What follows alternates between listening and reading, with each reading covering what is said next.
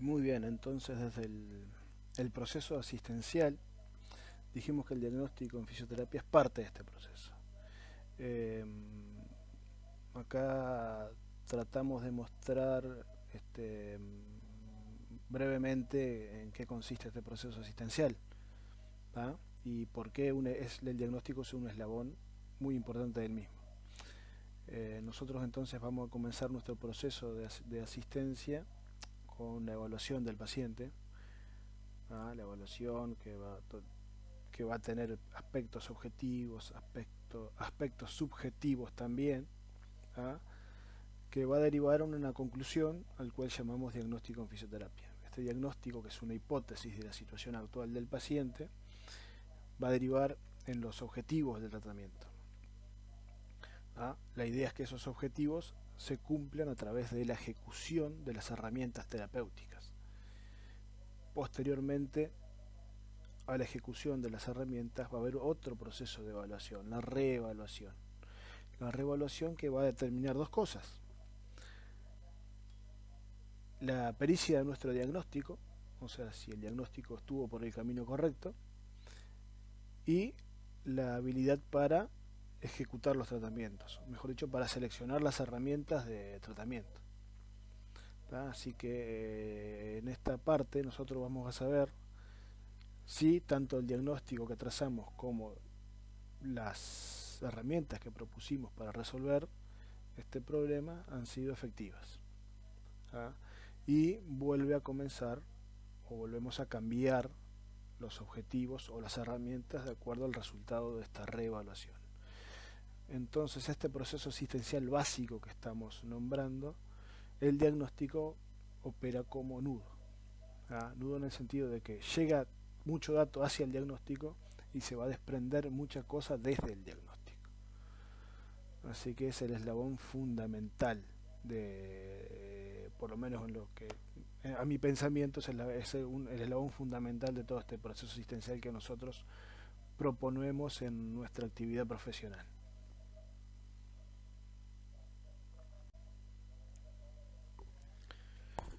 Muy bien, y nosotros venimos hablando en estas diapos anteriores de deficiencias, de estructuras, de funciones de las estructuras, de actividad, de participación, de contexto, incluso nombramos. ¿De dónde sale todo esto?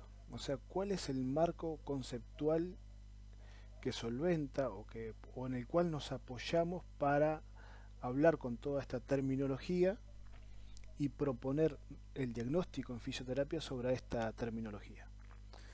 Muy bien, el marco conceptual propuesto es la CIF, la Clasificación Internacional del Funcionamiento de la Discapacidad y de la Salud. La CIF, si bien a modo práctico o a modo tangible, tal vez es un gran catálogo donde se enumera todo lo que tiene que ver con las diferentes dimensiones de la persona, ¿tá? Para nosotros opera como el marco conceptual, el marco teórico donde nosotros apoyarnos para trabajar en todo esto, ¿tá?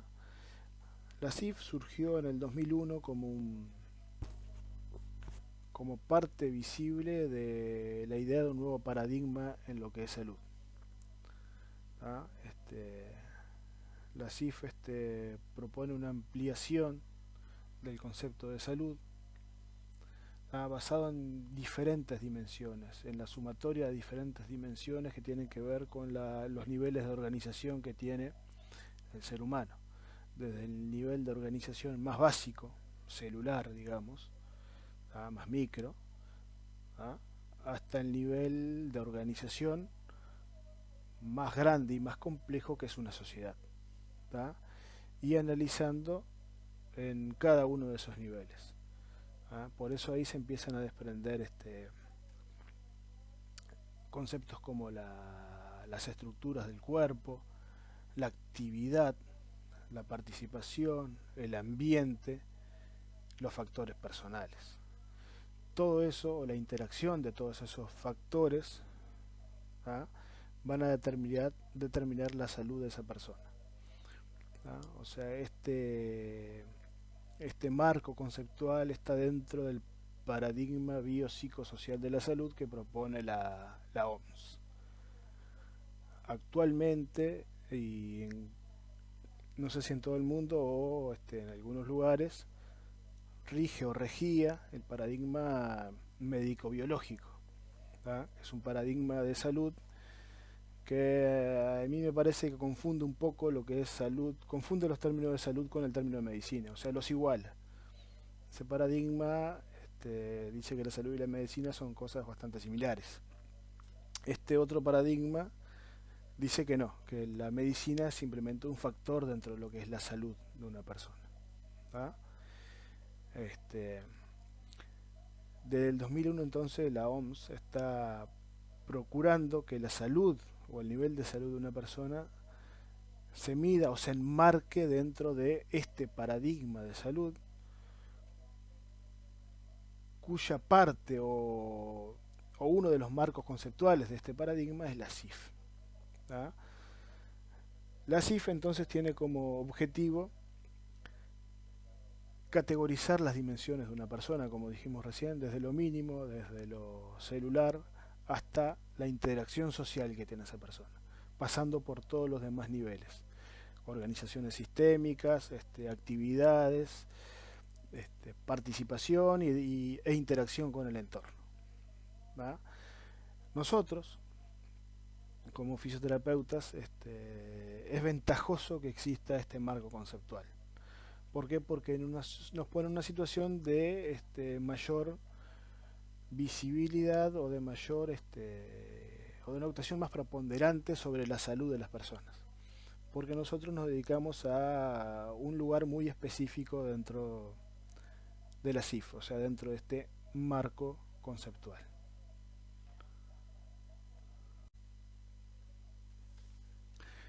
Muy bien, estos son los componentes entonces del marco conceptual de que estábamos hablando y las interacciones entre ellos. Arranca con la condición de salud. Condición de salud, ahí mismo lo dice, ya estamos definiendo un trastorno, una enfermedad. Este esquema está diciendo que una condición, partiendo de una condición de salud, trastorno o enfermedad, se van a desencadenar diferentes situaciones en las diferentes dimensiones de la persona. Empezamos entonces, la condición de salud se va a dar, o la enfermedad, o este trastorno que dice, se está dando a nivel celular. ¿Ah? Podríamos utilizar hoy de boga el COVID hoy en día, que el COVID en realidad no es una condición de salud, en realidad es un agente patógeno que va a generar una condición de salud. El COVID es un agente patógeno que genera trastornos en las vías respiratorias, en el pulmón profundo, en cualquier tramo del sistema respiratorio. Vamos a utilizarlo como ejemplo entonces. Entonces se van a generar deficiencias a la izquierda en el segundo escalón, digamos. Las deficiencias, la CIF la define como problemas en las funciones o estructuras corporales, tales como una desviación significativa o una pérdida. En este caso, si seguimos con el ejemplo del sistema respiratorio, la deficiencia va a estar en la función de algunas estructuras del sistema respiratorio o en la modificación o la alteración de la estructura misma de algunos componentes de este sistema. Por ejemplo, si el virus se aloja en las vías respiratorias, va a haber un enlentecimiento de la función ciliar. Las cilias en el tracto respiratorio se dedican a barrer el moco de las vías respiratorias. Va a haber un enlentecimiento, una acumulación de ese moco, y eso va a devenir en una obstrucción de la vía aérea por acumulación de mucosa. Esa sería la deficiencia, la acumulación, la obstrucción por moco. La función que está alterada es el barrido ciliar, el movimiento ciliar, y la estructura son las cilias del tracto respiratorio. Por ejemplo, si el virus llega al alvéolo, al pulmón distal, o incluso al intersticio del parénquima pulmonar, ¿ah? Va a haber una infiltración de ese parénquima, se va a inflamar, se va a llenar de líquido y ese líquido luego va a pasar hacia la luz del alvéolo y va a ocupar el alvéolo. Vamos a tener una ocupación alveolar y una infiltración del intersticio, o sea, de las células parenquimatosas. Esto va a generar un trastorno en la insuflación del alvéolo. El alvéolo no se va a poder insuflar y por ende no va a producir intercambio. Ahí vamos a tener una deficiencia que se llama restricción. Esa incapacidad de insuflar el alvéolo se denomina restricción.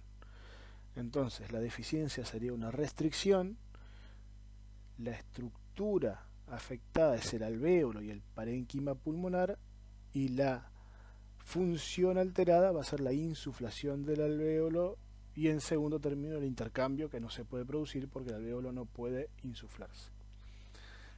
Así que la deficiencia entonces está referida a la función o a la estructura de esa función y es una alteración de la misma. Actividad. La actividad es la realización de una tarea o acción por parte de un individuo. Esa es la definición de la CIF. La parte negativa, o sea, la alteración, la denominamos limitación de la actividad. Según la CIF, son dificultades que un individuo puede tener en el desempeño o realización de actividades. Siguiendo con el ejemplo que venimos del COVID-19,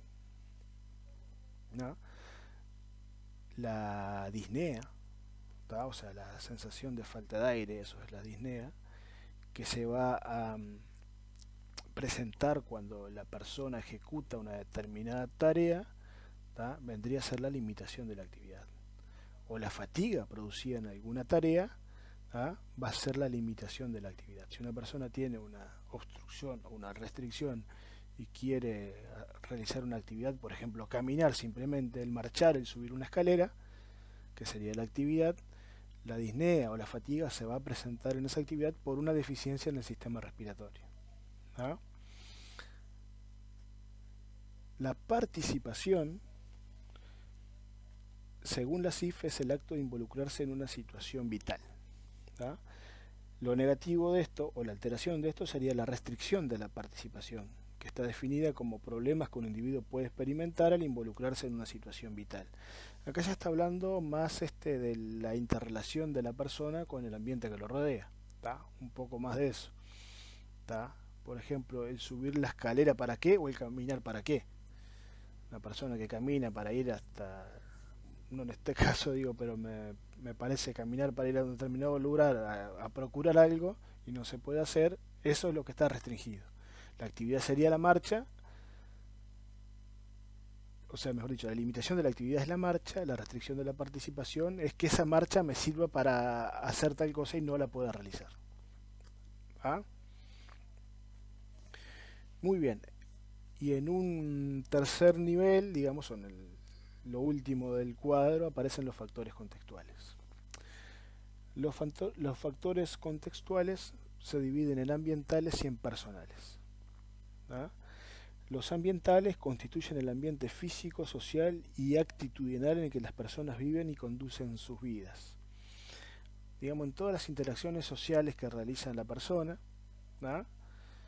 en cómo es el medio en que la persona vive y cómo influye ese medio en la persona, cómo es el ambiente físico, las relaciones sociales que tiene, o sea, todo eso cómo está influyendo en el total de salud de esta persona.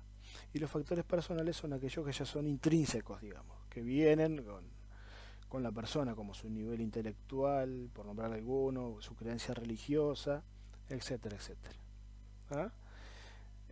Así que, según la CIF, la interacción, o mejor dicho, el resultado de la interacción de todos estos factores, es el nivel de salud que tiene una persona.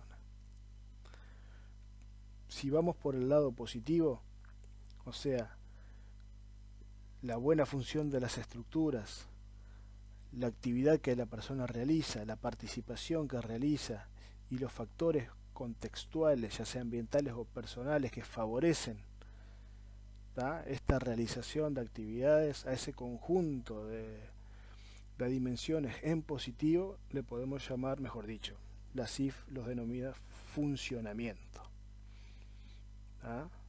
Ahora si vamos por la negativa, las deficiencias, la limitación de la actividad, la restricción de la participación, y cuando los factores contextuales se vuelven barreras para la persona, o sea, todos los aspectos, todas las dimensiones de la persona, pero en negativo, constituyen la discapacidad.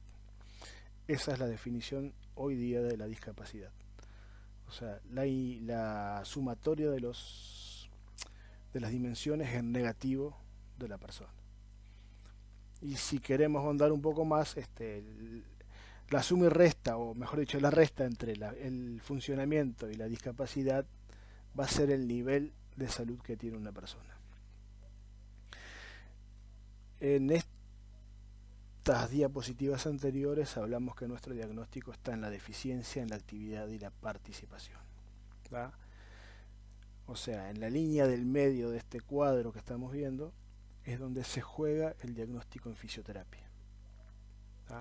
Dependiendo de la situación en la que esté la persona, qué tipo de paciente es, nosotros vamos a medir, determinar, magnificar la interacción entre deficiencia, actividad y participación.